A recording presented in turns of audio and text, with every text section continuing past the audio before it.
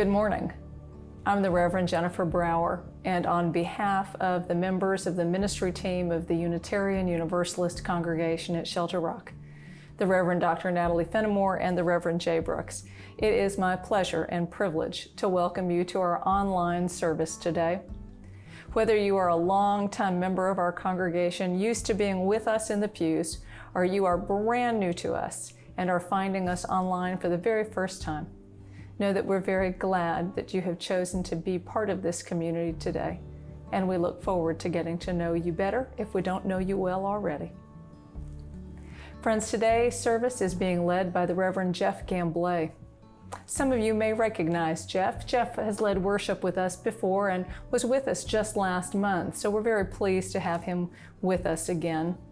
For those of you who haven't met Pastor Jeff, he is a retired Unitarian Universalist minister now living in Westerville, Ohio with his wife Pat. Prior to moving to Ohio for their retirement, they lived in Staten Island. While in New York, Jeff served 4 congregations and 2 hospices. His retirement ministry includes serving with UU Justice Ohio, the Ohio Poor People's Campaign, and tending to his precious grandsons. This worship assistant for today's service, serving along with Pastor Jeff, is Shelter Rock member and volunteer Janet Bendowitz. Thank you, Janet and Jeff, for your creative collaboration for our benefit in worship today. Following today's service, we have virtual coffee hour offered by Zoom. You'll find a link to that event on our website. If you go to the UUCSR website and you look at the calendar of events, you'll find a link for the virtual coffee hour. We hope that you will attend. Janet Bendowitz and Pastor Jeff will be there to join you. At 1 o'clock, there is an all-ages family worship service also held by Zoom, and you'll find a separate link for that on our website and calendar. We hope that you'll want to experience that and lend your energy to that as well. You don't have to have tiny children to participate, so if you're curious, feel free to check out that Zoom gathering at 1 o'clock.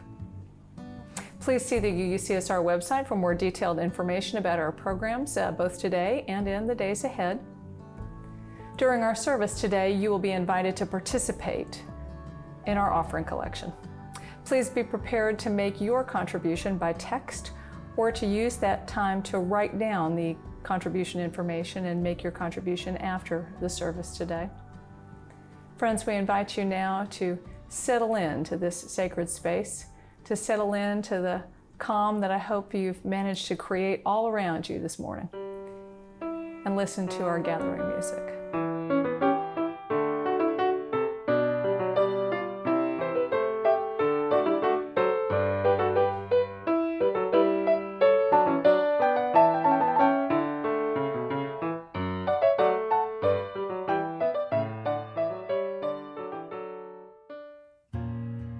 To face the world's darkness, a chalice of light. To face the world's coldness, a chalice of warmth. To face the world's terrors, a chalice of courage. To face the world's turmoil, a chalice of peace. May its glow fill our spirits, our hearts, and our lives.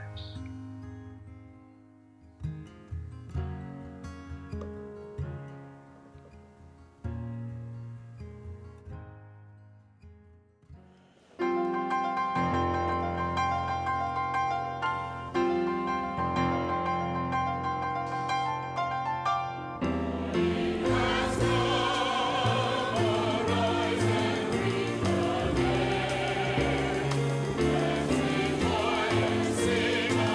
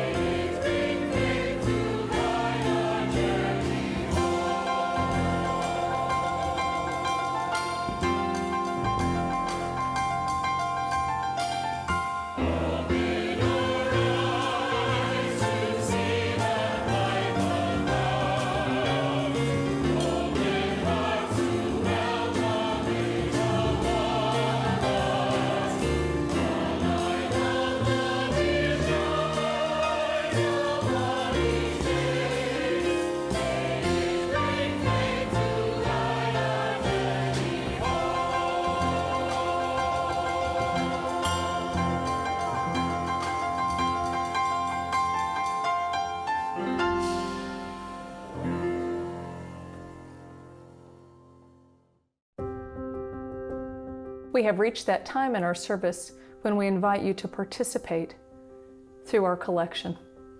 Today's offering is taken in support of the ABBA Center located in Hempstead, New York. The ABBA Center is raising funds for the purchase of laptop computers and tablets for school-aged children who now need them in order to participate in remote learning. Although the school district is covering the costs of internet access for the students, they are not providing a device for every student. Over 3 Sundays in August 16th, August 23rd, and August 30th, we are raising funds for the purchase of those absolutely essential devices.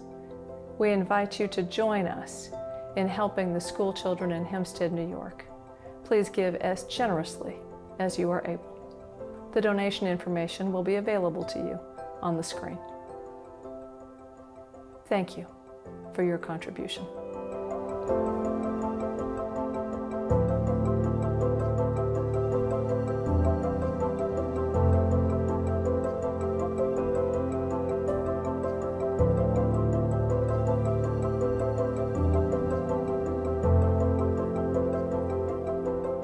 During this time of pastoral reflection, I'll have a reading. It'll be familiar. You've heard it before. And then we'll take about 60 seconds of silence. We'll just sit together.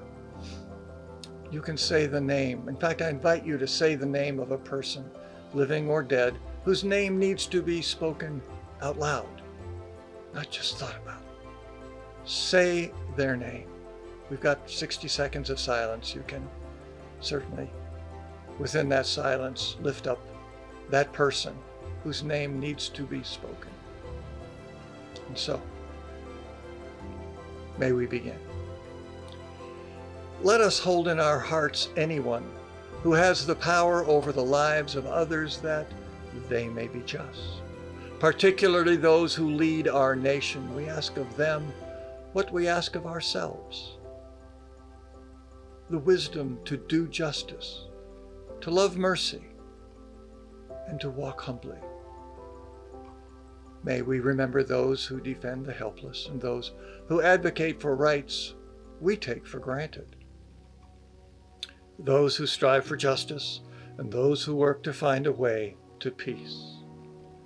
Let us affirm the language of racism and exclusion, whether uttered by the entitled uber-rich or the guy sitting next to us, is offensive to the beloved community. Let us remember with thanks families, neighbors, teachers, teammates, and all those in our communities who support and promote the health and well-being of our children and young adults. May we remember with compassion the people of Beirut as they recover from the terrible explosion of a couple of weeks ago.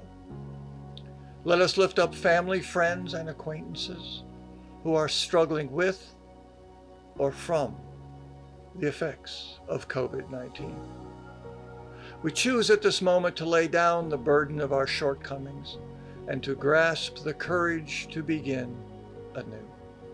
Together we affirm our capacity for goodness and grace, for freedom and purpose and joy. Let us not be trapped in our past, but freed by creation to live and to grow today. Let us remember with compassion the wounded and the lost. Where there is injury, let us work for health. Where there is confusion and loss, let us bring peace and the gift of knowing that we are equally children of and in the universe, that we are equally loved, equally cherished, just exactly the way we are. And may we remember this day our loved ones who have left our presence through death or decision. May we continue to keep them in our hearts, living in the comfort of our love for them and their love for us. And now let's take about 60 seconds and we'll close with the words, Amen.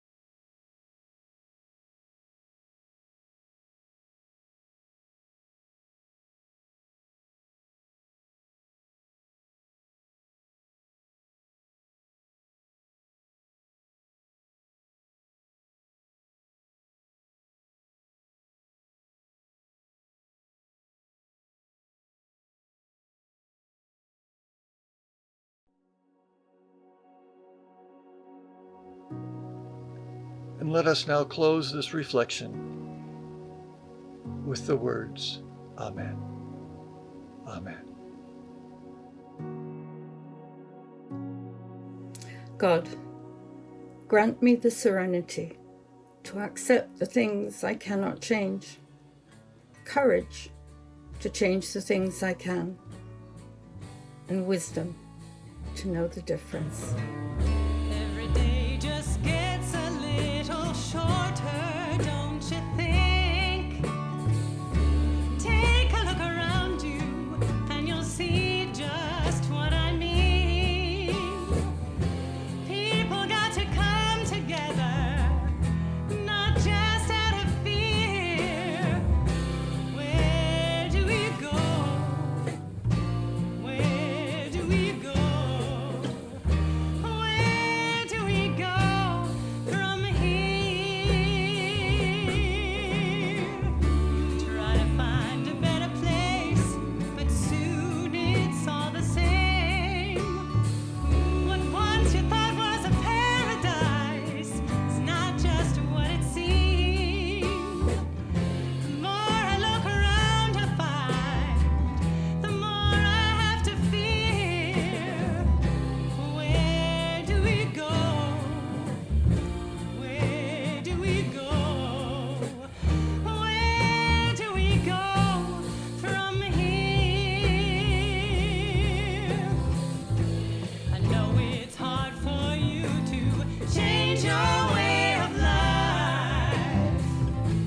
I know it's hard for you to do.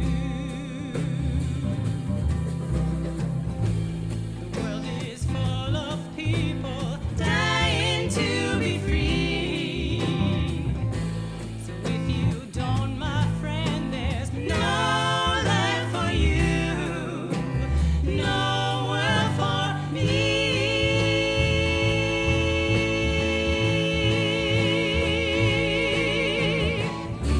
Let's all get together soon before it is too late.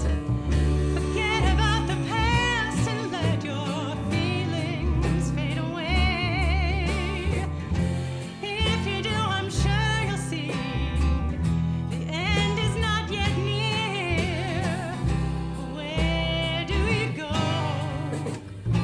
Where do we go? Where do we go from here?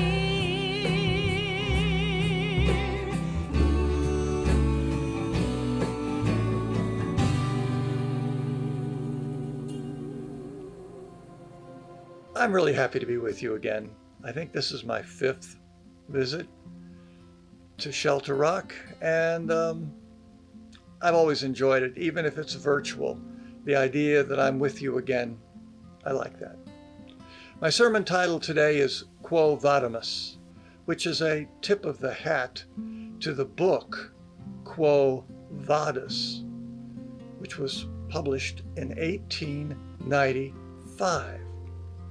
Quo Vadis, translated from the Latin, is where are you going?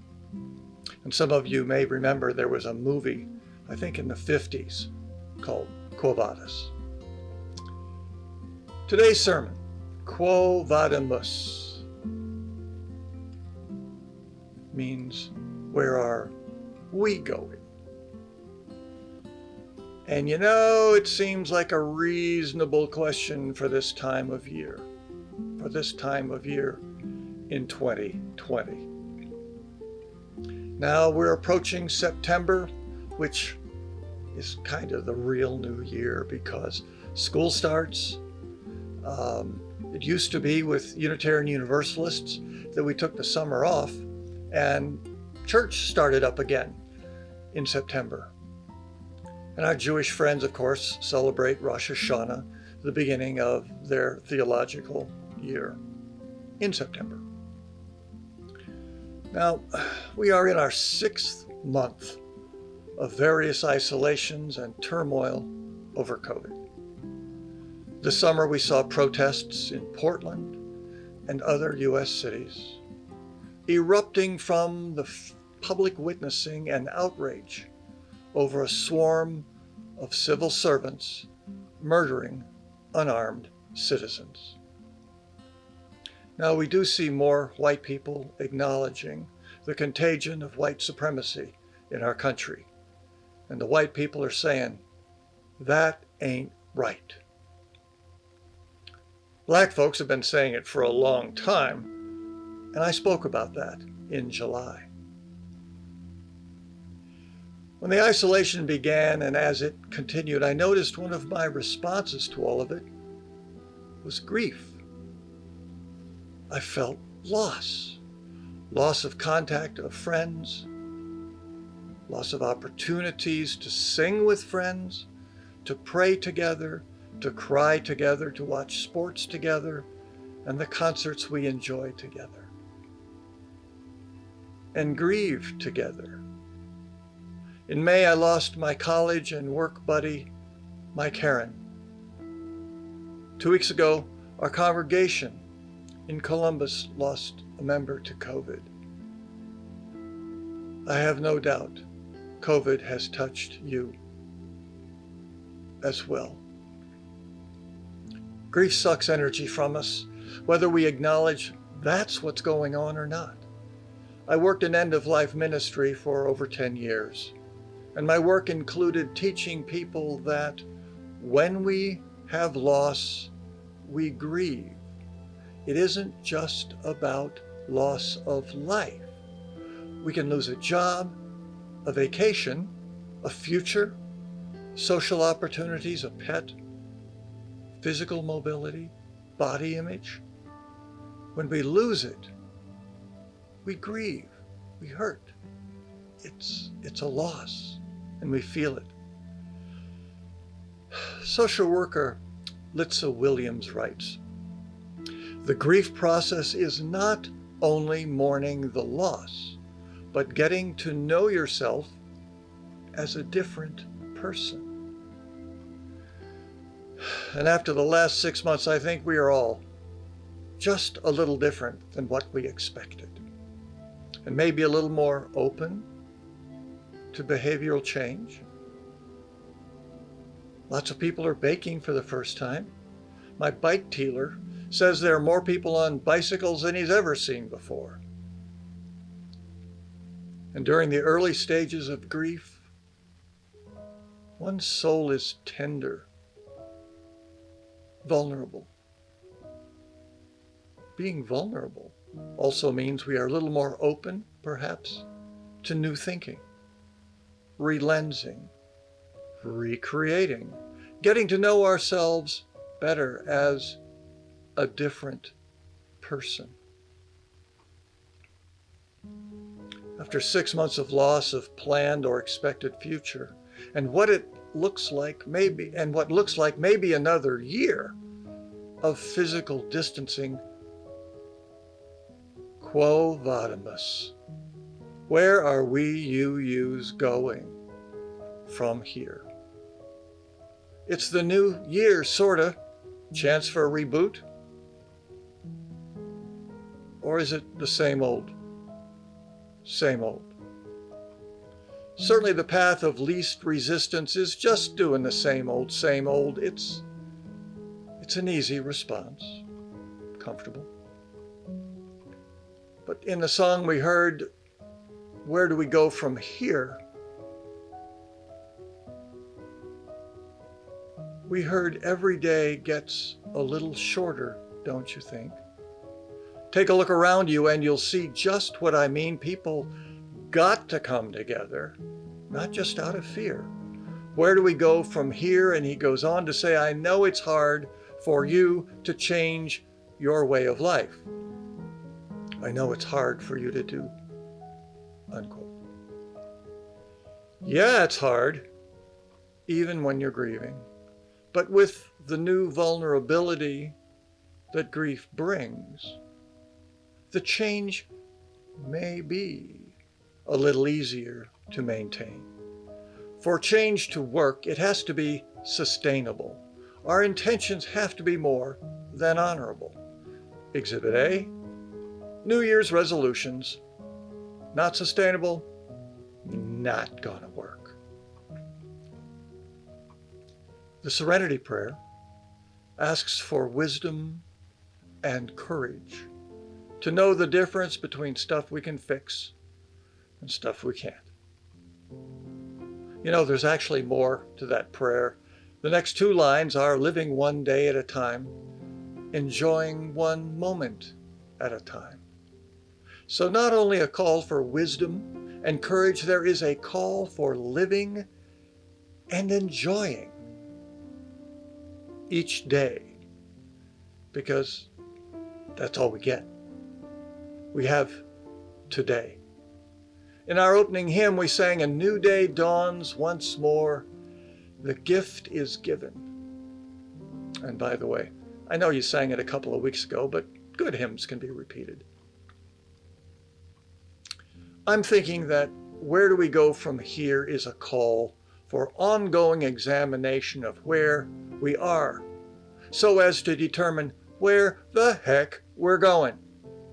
And I think it is also a time to be kind to ourselves as we ask ourselves, was there something I could have changed? Or was it the wisdom to know we couldn't? I believe moving forward into the new church season, we are called to action. We are called to figure out how our witness to our UU principles, with the challenges of isolation in place, how are we going to do that? We also have a national election coming. In what way can we witness our principles to the world? In what way can we say we are all part of the interdependent web and we care? Now, I'm a person who's in the COVID high risk group. I know my opportunities could be limited because I have to avoid physical contact. But by sending email, advocating for people's rights by contacting representatives, phone calls to friends, I can do that. So can you. Maybe 6 months ago, we might have said, oh, I can't do that. Social justice organizations can use help. I'm involved with UU Justice Ohio and the Ohio Poor People's Campaign. Again, remotely. I don't have to be with people. I can do it on my computer.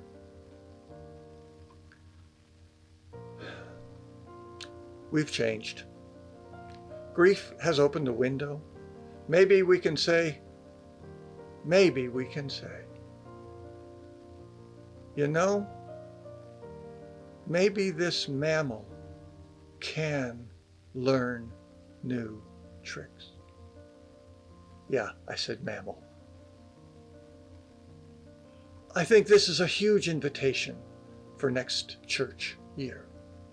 You have asked Reverend Brooks to lead you to what is possible, to trust her, to invite you to consider that there are more ways, more things you can change than might have been conventionally agreed upon. And as we move forward in the church year, it is prudent to wonder where we are going. It is prudent to do a reality check on the things that can be changed. It is prudent to consider there may be more opportunity in this upcoming fall than we realized. The fall we expected, 2020, isn't going to happen. The possibilities for what can happen in the fall of 2020 are limited only by our collective imagination. May it be. And amen.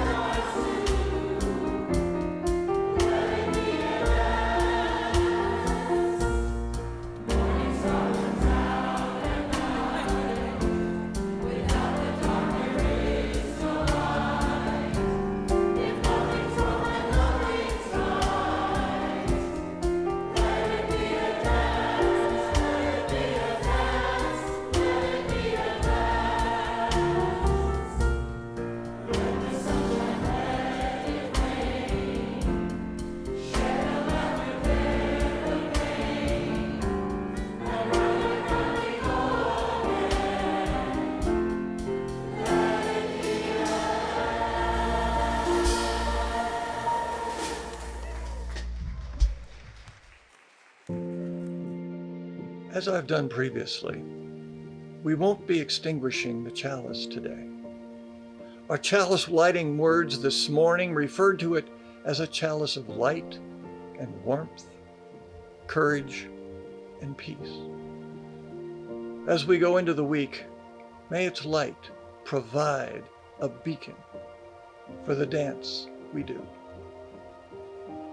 And as the voyage of life bears us on separate courses, forget not that the same stars shine over us, that we are warmed by the same sun, and that the same ideals stir in our hearts while we are apart one from another.